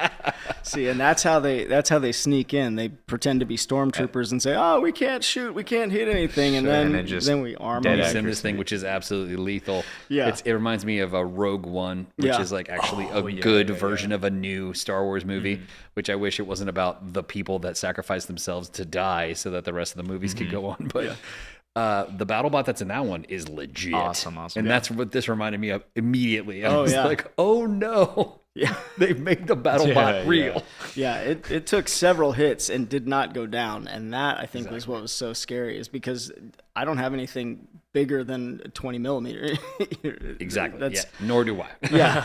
I mean, I would like one, but Sure. I don't know that I could afford it. And to see, I mean, I think I saw it take like 6 hits. It took a lot of rounds. Yeah. And it was still standing. You know, that's Terminator level stuff right there. Legitimately. Yeah. So, you know, my hope is that what they're really making this for is to help people get out of caves or other things. You know, this is why they're making it so tough. Sure. You know, they're not going to use it for military application. They want to save people from fires, you know, or something better. So I am thankful for the creativity of people and shout out to these guys for making it. But heaven help us. Yeah. We don't want to roll this out in mass. So No, very true. or else they'd make us eat all of our vegetables. Yeah. We have no option not to. Yeah. Another piece of creativity is NASA came out with a 3,200 megapixel space photos that they're releasing, which was absolutely amazing for someone who, like myself, I love photography. I love that kind of like, you know, they call it pixel peeping. The idea is that you're looking at how many pixels you get out of stuff. And, you know, a lot of the cameras we shoot with are somewhere between 32 to 48, which is really significant whenever you can blow up an image to a video wall size 30 feet and it looks nice. It looks crisp. But man, you're talking about something 3,200 megapixels. Yeah. This is massive. Yeah. This is a huge deal. What do you think about that, Angus? I think it's really cool. It's especially neat to be able to visualize creation in that way and see that, and from a Christian perspective, recognize that all of that was spoken into existence. Yes. You know, and that's what's really cool, is to see the magnitude of what God's word can do. That's right. The photo they came out with said that it contained 500,000 galaxies, which is just, the scope of that is astronomical. Yeah. Javan, what did you think about that when you saw that image? I mean, it's beautiful. The amount of stuff that we can see in space and just not comprehend is just incredible. And it's like the wow factor that I get from looking at that or hearing news like that every time. It's just insane. I remember the first time I heard about the abilities of the Hubble Space Telescope to like look so far at like distant points in our universe that it can actually essentially look back in a time, because that's how far the light is going, is pretty incredible. Like, to think on paper, if you were to have told somebody that like in the 1800s, they look at you like you're a witch. But now the fact that this is just developing at like a rapid pace, like that information came out, I want to say like almost a decade ago, or maybe like a little bit past that. And to figure out, or to see that now we can capture so much more than we were originally able to see in such a big image is just incredible. And in such stunning quality too is like even greater.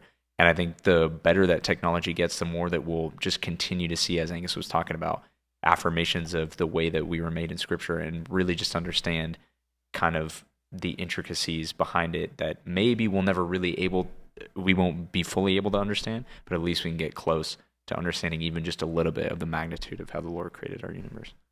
Yeah, I think it's also, they may use it as a map, you know, as all these disclosures come out, you know, as we start seeing the little gray men and green men, this is where I'm from. They just point it out. Sure you are, buddy. Yeah. Sure you are.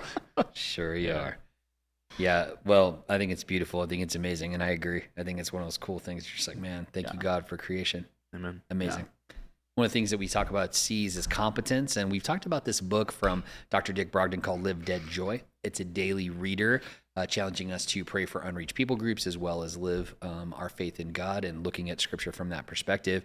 That as a daily devotional. We talked about that with our friend Gage, who's normally on with us, and actually gave him a copy of that book this week.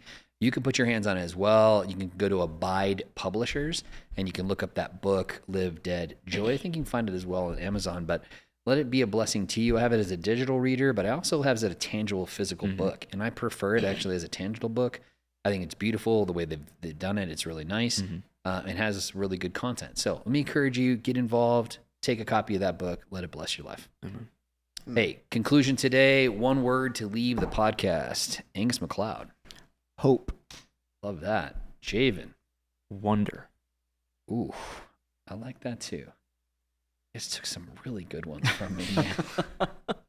And I'm going to say peace. God bless you guys wherever you are. Remember, you are part of the collective. Much love to you.